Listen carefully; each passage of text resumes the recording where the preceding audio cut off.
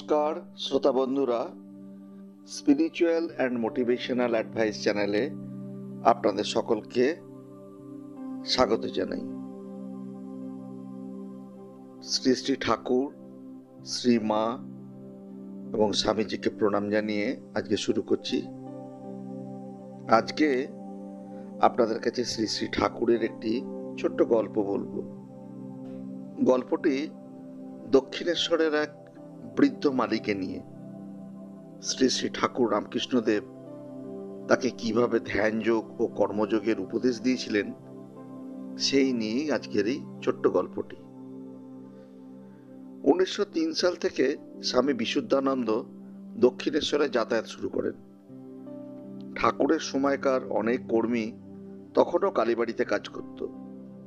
তিনি দেখতেন 76-77 বছরের এক বুড়ো মালিও খুরপি নিয়ে ঠাকুরের ঘরের থেকে পঞ্চবটি, ঝাউতলা, বেলতলা পর্যন্ত পথটি আগাছা পরিষ্কার করত। তা একদিন কৌতূহলবশত বিশুদ্ধানন্দ তাকে জিজ্ঞেস করলেন, তুমি ঠাকুরকে দেখেছ? সে উত্তর দিল, তারই তো আদেশ পালন করছি। উনি বলেছিলেন কত ভক্ত আসবে, তাই তাদের জন্য পথ পরিষ্কার করছি। এর বেশি আর সে কিছু বলতে রাজি হলো না। তাকে অনেক পীড়াপিড়ি করা হলো। অনেক পীড়াপিড়ি করার পরে সে তখন বলতে শুরু করলো এক অপূর্ব ঘটনার কথা। বলছে, গ্রীষ্মকালে একদিন রাত্রে ঘুম হচ্ছে না, বাগানে বেড়াচ্ছি, দেখি বেলতলার দিক থেকে একটা আলো আসছে। খুব কৌতূহল নিয়ে এগিয়ে গেলাম।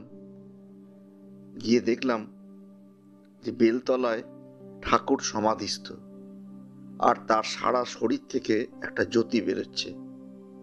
সেখানে বেশিক্ষণ থাকতে না পেরে ভয়ে পালিয়ে এলাম।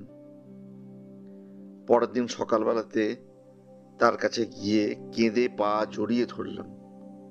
তিনি বললেন, কি রে, ব্যাপার কি? হঠাৎ তোর ভক্তি এত? কিছু না ভেবে বললাম, আমায় কৃপা করুন। তিনি আমার মনের ভাব সব বুঝে আমাকে তুলে ধরলেন। তারপর বললেন, কাল যে মূর্তি দেখেছিস তাই ধ্যান করবি, আর এই রাস্তাটি পরিষ্কার করবি।